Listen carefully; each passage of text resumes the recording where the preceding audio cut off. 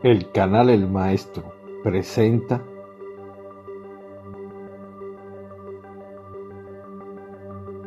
Los arúspices en Roma.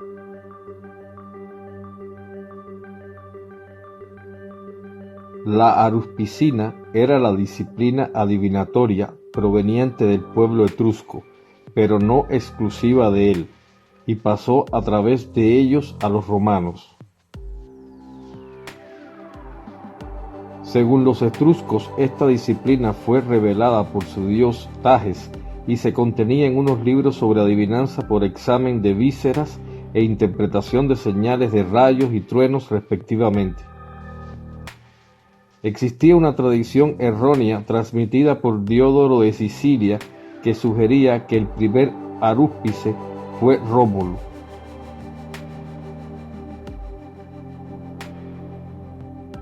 El colegio de arúspices romano tenía sus registros y sus anotaciones, y era un honor reservado a las mejores familias formar parte de él. Los mejores linajes mandaban a sus hijos a estudiar la aruspicina a Etruria. Estaba constituido por 60 miembros durante el Imperio Romano y acostumbraban a seguir los ejércitos para examinar las entrañas de las víctimas de los sacrificios a los dioses antes de la batalla, a fin de presagiar su resultado.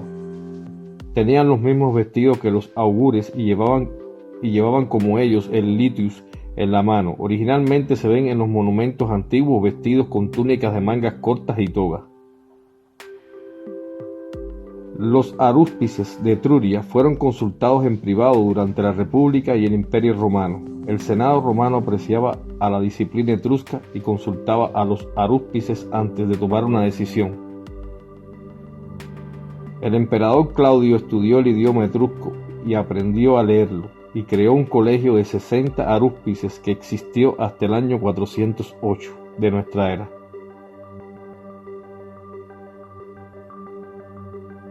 Los arúspices ofrecieron sus servicios a Pompeyano, prefecto de Roma, para salvar la ciudad de los godos.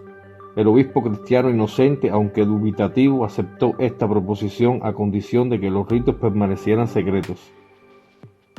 La práctica de los arúspices tuvo poco efecto sobre las invasiones. Llegó a practicarse, pues, incluso a lo largo del siglo VI.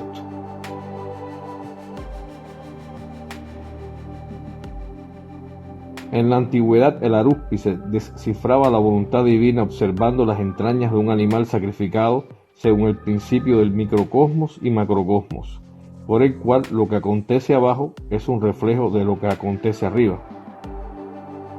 El arúspice podía entonces examinar el tamaño, la forma, el color, los signos de ciertos órganos, generalmente el hígado, del que se han encontrado maquetas de bronce que se utilizaban para enseñar la adivinación.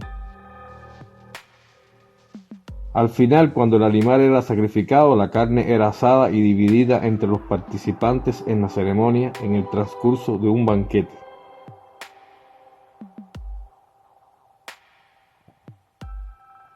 El órgano era dividido en 4 partes, correspondiente a los 4 puntos cardinales. Cada uno de ellos representaba la residencia de algunas divinidades invocadas, a las cuales se pedía la intercesión en los asuntos humanos.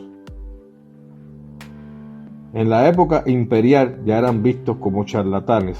Por otra parte, en la época republicana tardía, Catón decía que 2 arúspices no podían mirarse sin reírse. Todo sobre historia y cultura universal en el canal del Maestro. Le invito a suscribirse, a darle like a los videos y a compartirlos. Muchas gracias.